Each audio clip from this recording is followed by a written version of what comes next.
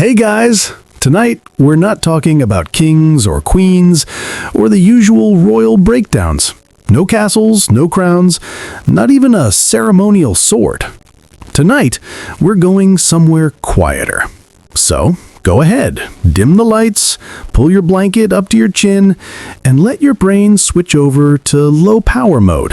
Because this is the story of a forest. A forest where people walk in and just sort of keep walking. Not necessarily dying, not dramatically screaming, just looping. Forever. It's a forest that doesn't quite make sense, though, in fairness, neither does most of history. And while our past kings like to get lost in power, these hikers, they just got lost in trees. Lots of them. The Legend of the Endless Woods. Now, every country seems to have one of these stories. An endless forest where compasses spin and time forgets how to behave. It's almost like humanity collectively decided that getting lost in nature was the most poetic way to disappear. The version we're focusing on tonight comes from Central Europe, somewhere between the Carpathians and the Black Forest. You know the kind of region. Mist, pine needles, and about 3 different folk tales per square meter. The earliest written mention of the so-called Endless Grove dates to the late 1600s, tucked inside a monk's chronicle from a small abbey.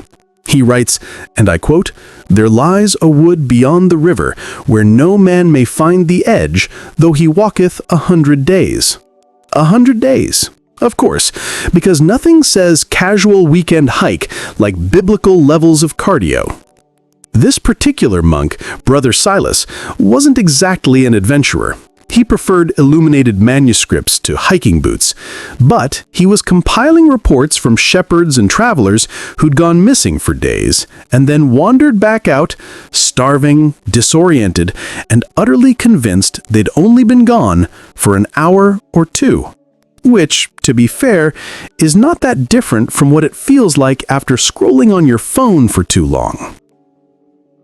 The first documented expedition. Jump ahead to the 19th century, when Europeans were obsessed with cataloging, mapping, and generally naming every inch of land that stood still long enough. In 1846, a small team of amateur naturalists, meaning rich men with too much time, set out to scientifically debunk the myth, because of course they did. Their leader was a man named Dr. Emil Krauss, who, despite the title, had a medical degree from a school no one's really heard of, and a tendency to faint at the sight of blood. Krauss and his team brought everything: compasses, sextants, notebooks, and a rather optimistic amount of schnapps. They entered the forest in early September, intending to stay for 2 days. They returned 12 days later. No, not 12 weeks, 12 days. And according to their journals, they'd been walking in circles without realizing it, paths repeating, trees seemingly identical, even their footprints reappearing ahead of them. At one point, Krauss wrote that the sun rose twice in the same place. Now, that could have been poetic exaggeration, or early dehydration, or schnapps, but he seemed genuinely disturbed. Their maps, when compared later, made no sense. Distances didn't line up. The sketches of the terrain looked like they'd been drawn by someone spinning in a chair. And yet, they made it out, pale, thinner, and collectively convinced that time inside the forest had stretched. The quiet sort of madness. In the following decades, more people went looking for the forest, because apparently humans will hear, "This place breaks your brain," and go, "Cool, I'm free next weekend." Even a local village made it something of a tourism feature. Travel guides from the 1880s call it a walk into nature's riddle, which, if we're honest, is a bold way to market a possible temporal anomaly. Visitors described losing track of time, hearing faint voices that didn't echo like normal, and seeing faint lights between the trees at night. Not bright enough to be lanterns, not flickering like fireflies, just steady, dull glows, moving slowly, deep in the dark. When asked, one traveler said it looked like stars that forgot the sky. You can't really argue with poetry like that. And yet, no one ever found anything objectively strange. No magnetic field anomalies, no radiation, no secret Cold War experiments, which, let's be real, would have been a neat twist. Just an unremarkable stretch of woodland that seemed to play tricks on perception. And if you think about it, maybe that's the point. Forests do mess with you. The sound insulation, the repeating shapes, the filtered light, all of it creates this endless sameness. Your brain can't anchor itself. Every direction looks the same. Every shadow feels familiar. It's not that time bends, it's that your sense of it just melts a little. The Missing Hikers of 1972. By the 20th century, most people had written off the legend as folklore. Until, of course, someone disappeared again. In 1972, 3 university students from Cluj decided to go camping in the region, specifically to test the old story. They brought a cassette recorder, a film camera, and, rather sweetly, a small tent printed with cartoon mushrooms, because irony never sleeps. Their names were Anna, Petre, and Sorin. Their last recorded words, caught on tape, were a mix of laughter and mild confusion. You can hear Anna say, "I swear we passed this log already." Then Sorin answers, "You're just tired." The tape runs for another 40 minutes, mostly footsteps, a bit of wind, and what sounds like a distant echo. Then it cuts off. The search parties found the tent 6 days later, completely intact. Inside, food, notebooks, and the camera. But no trace of the 3 hikers. The photos were odd. Dozens of identical shots. Trees, shadows, more trees, each looking almost the same, as if taken seconds apart. The only hint of progression was a slow dimming of light, like the forest getting darker and darker until the final frame was nearly black. No bodies were ever found. The local police blamed disorientation, hypothermia, maybe a fall into one of the region's hidden sinkholes. But locals whispered something else, that the forest took them, folding their time into itself like pages of a book closed too soon. The loop hypothesis. By the 1990s, urban explorers and amateur physicists had joined the fun, because nothing says cutting-edge science like getting lost on purpose. One researcher, a soft-spoken man named Thomas Barta, proposed what he called the loop hypothesis. He suggested that the forest might sit on a kind of temporal resonance field, where time, instead of flowing linearly, ripples and overlaps. So if you walk far enough, you might literally step back into your own footsteps, not spatially, but temporally. No peer-reviewed paper ever supported this idea, mostly because, well, no one could reproduce it. But Barta seemed convinced. He spent years visiting the site, running tests, placing synchronized clocks, and recording small fluctuations in air pressure. Then in 2004, he stopped publishing. His last blog entry, because of course he had one, read simply, "Sometimes it feels like I've already written this sentence." After that, nothing. His colleagues said he'd moved abroad. Others said he was still out there, wandering, because of course they did. Local superstitions and the green silence. In older villages, they still speak of what they call the green silence, a moment in the forest when all sound stops at once. No wind, no birds, no insects. They say if you notice it, it's already too late. That's when the forest listens back. Now, that could just be folklore built on coincidence. sound dampened by thick foliage or sudden temperature shifts. But if you've ever stood in a forest and heard nothing, not even your own footsteps, you'll understand why it's unnerving. Nature is rarely quiet. When it is, something feels wrong. There's an old belief, too, that those who vanish in the endless grove aren't dead exactly, just paused, trapped in a loop where they keep reliving the same walk over and over until time finally gives up and lets them out. Some say the forest chooses who it keeps. Others say it's just bad luck. And if you ask the older folks about it directly, they'll usually just shrug and say, it's better to walk around than through, which is, honestly, good advice in general. The science of getting lost. Now, if we step back for a moment scientifically, there's a perfectly reasonable explanation for all of this. People get lost in forests all the time. Our internal sense of direction is surprisingly bad without visual landmarks or sun position. Studies have shown that without reference points, humans tend to walk in circles, literal loops a few hundred meters wide. You can test it yourself on a foggy day. So, when those early travelers claimed the forest looped back, they weren't wrong. They just didn't know they were looping. And time distortion? That's just how the brain handles monotony. With nothing distinct to mark the passage of hours, your perception compresses it or stretches it. 5 minutes can feel like 50, or vice versa. So maybe the endless grove isn't cursed.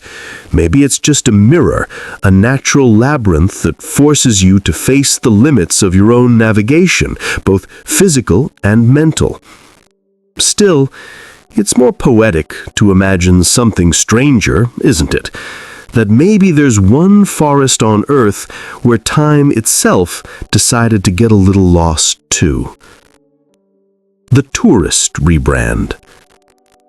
In recent years, the forest has become something of an Instagram curiosity.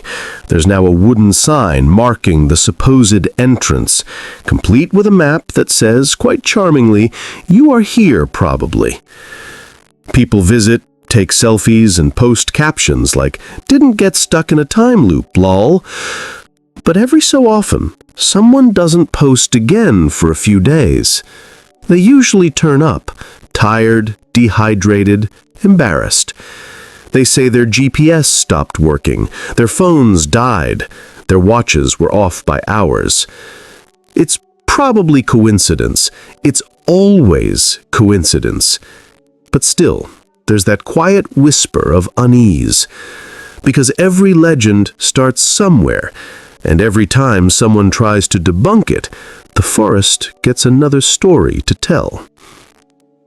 The modern myths. A few online forums have taken the idea further. Some claim satellite images of the area occasionally glitch, showing old photos from previous years. Others insist they've seen familiar hikers appear twice in the same video feed, walking in opposite directions. Of course, grainy footage and compression artifacts can explain most of that. But it's interesting how the forest adapts to the age it's in. In the 1600s, it was divine punishment. In the 1800s, a natural curiosity. In the 1900s, a mystery of physics. And now, a weird corner of the internet.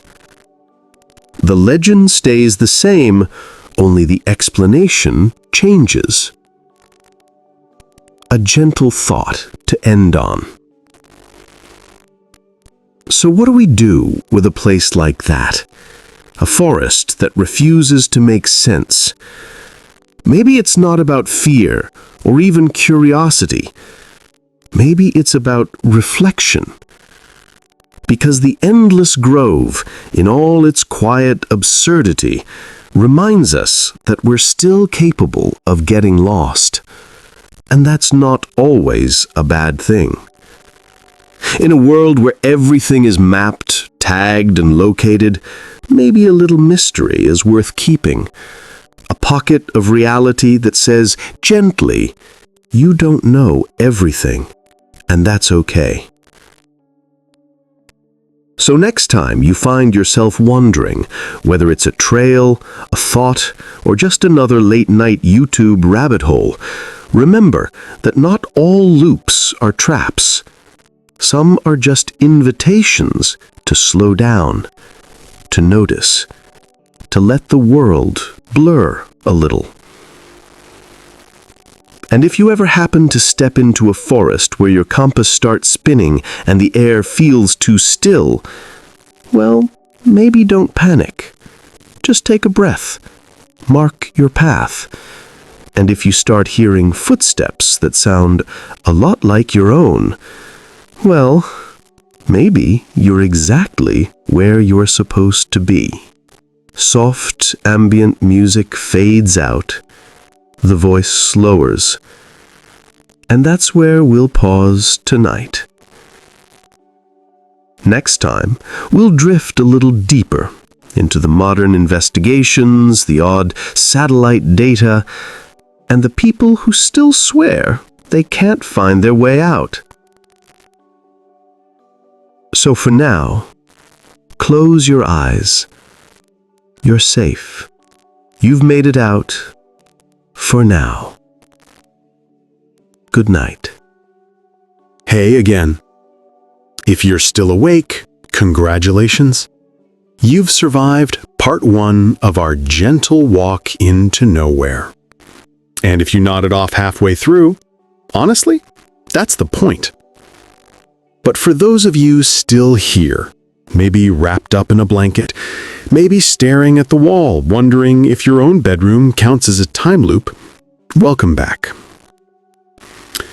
Tonight, we keep walking. We're going back into the forest, through the mist and the moss, where the trees start whispering things you can't quite hear.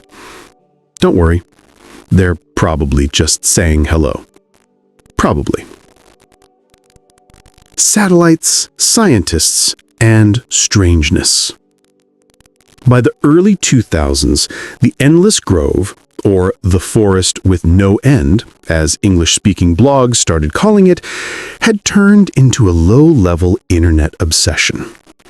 Nothing viral, nothing headline-worthy, just a quiet community of people convinced something was off about a very ordinary patch of woodland. Among them were amateur cartographers who noticed, or claimed to notice, that the coordinates of the area seemed to shift slightly on different mapping platforms. Sometimes by only a few meters, sometimes by entire kilometers.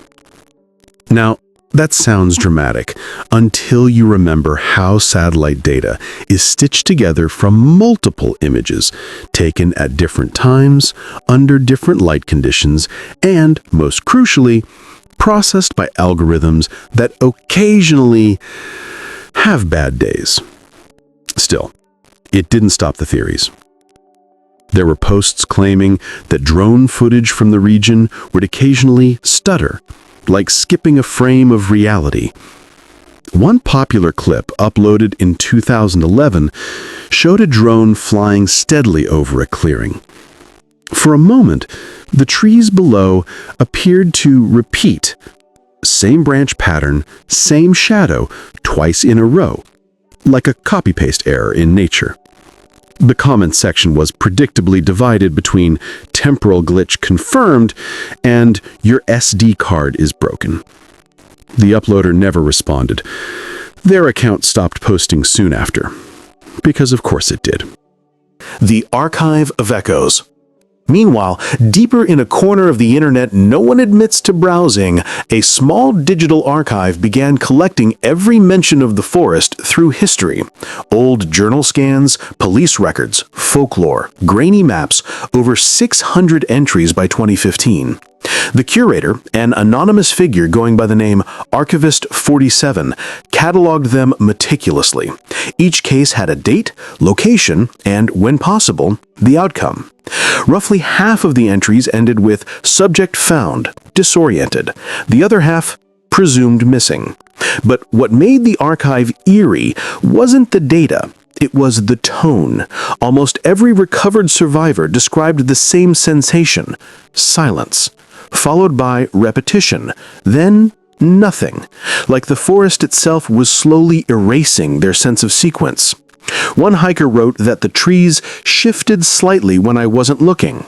Another said she could hear her own voice repeating seconds after she spoke, but quieter, from a different direction. And while that could easily be echo, or exhaustion, or imagination, there's something deeply unsettling about how consistent those reports were across centuries. Different languages, same phrases, same confusion, same conclusion: the forest doesn't end. The locals' version of events.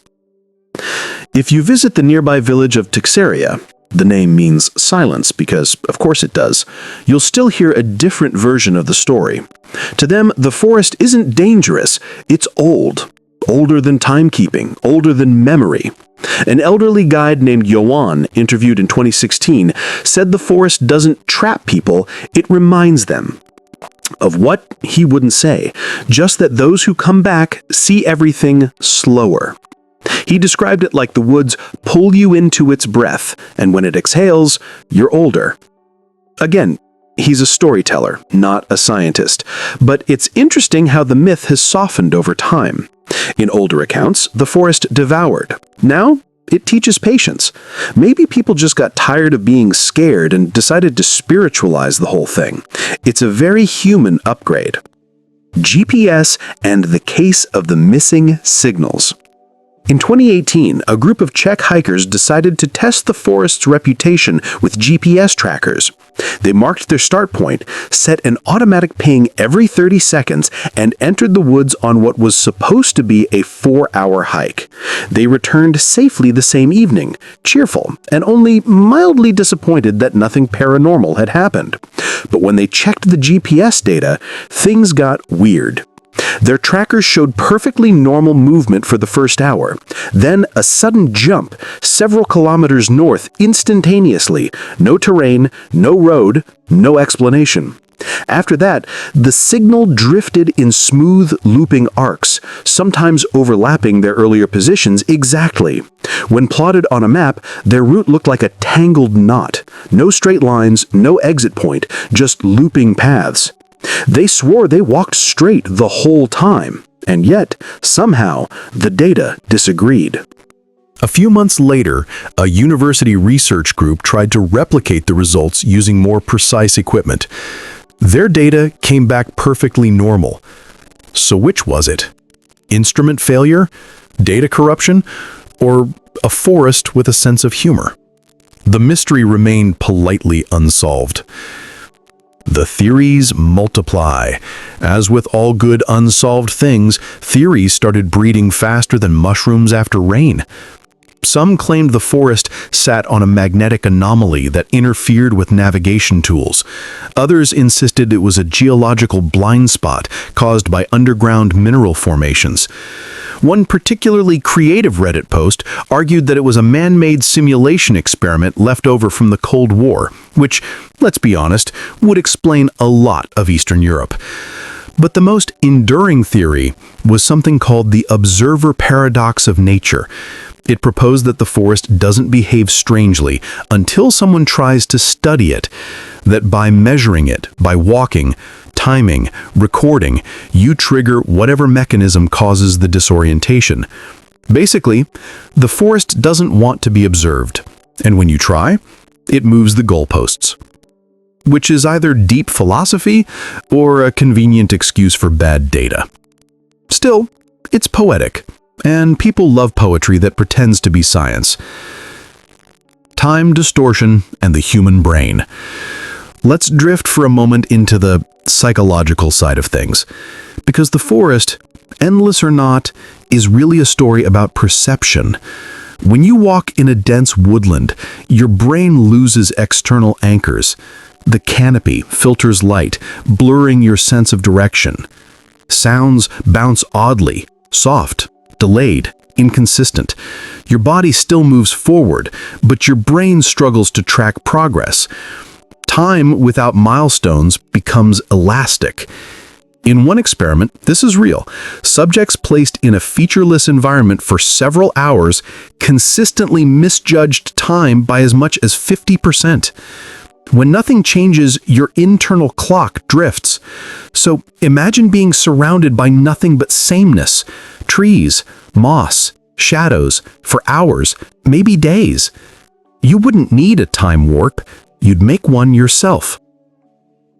So perhaps that's the real secret of the endless grove. It's not the time loops, it's that you do. Your mind starts to eat its own trail, folding memories into itself until everything feels circular.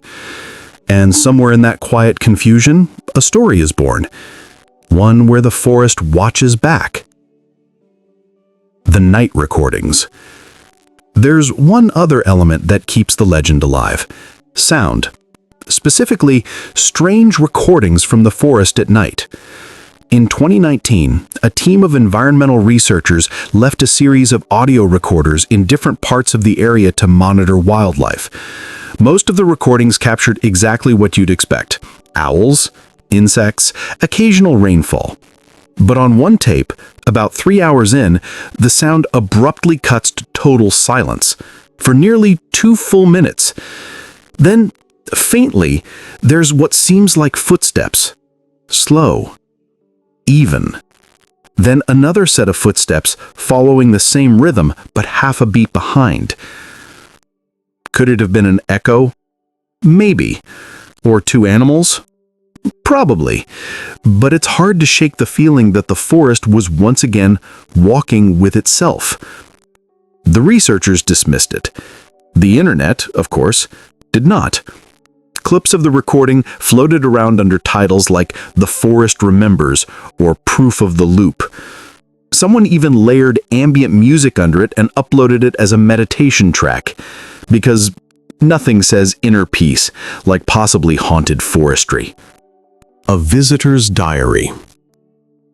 One of the more quietly haunting accounts comes from a travel blogger named Elise, who wrote about visiting the forest in 2021.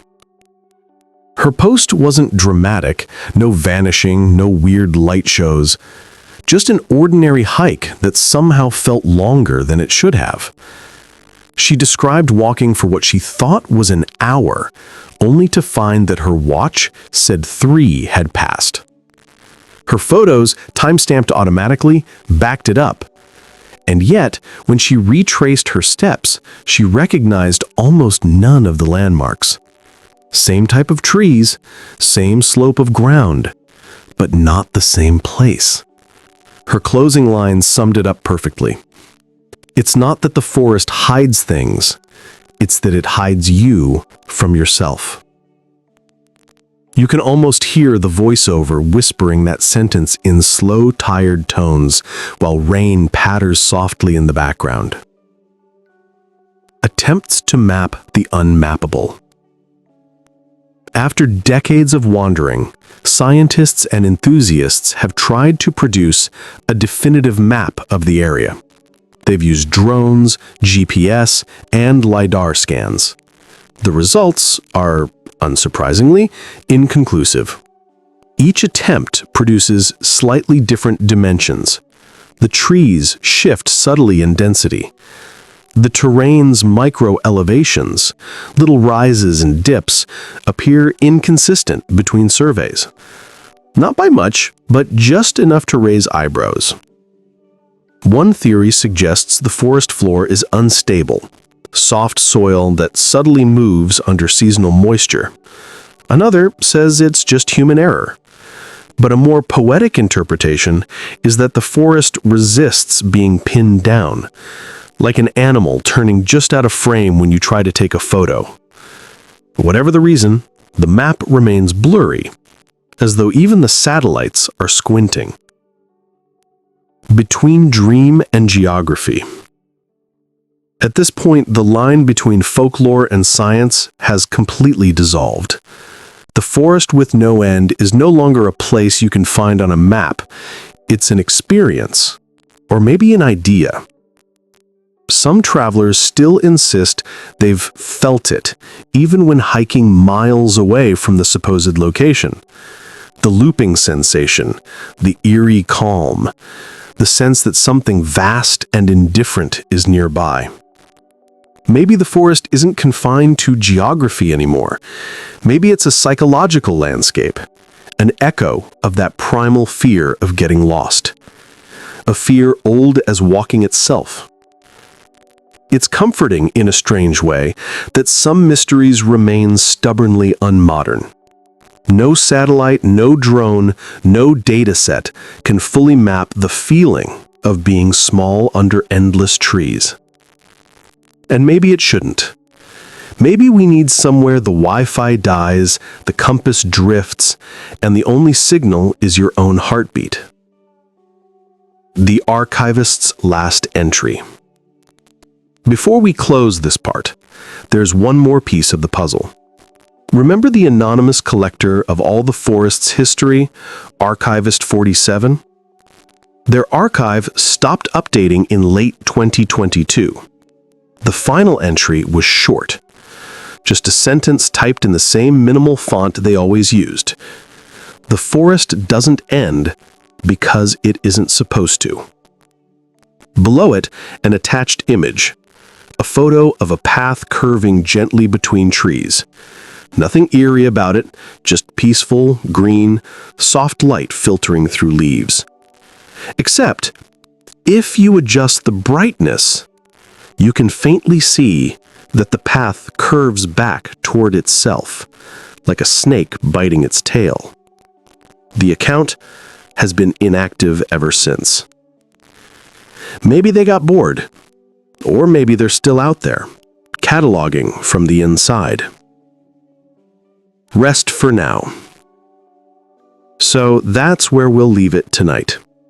Another few miles deeper into the forest, and still no sign of the edge. If your eyes are heavy now, let them close. You've walked enough. The trees are quiet. The air is cool. And even if the forest really does loop, maybe that's not such a bad thing. After all, there's comfort in returning to the same place again. Familiar, predictable, calm. Like replaying a favorite song. Or revisiting a dream. Because sometimes, the path that never ends is the only one that lets you rest. Good night.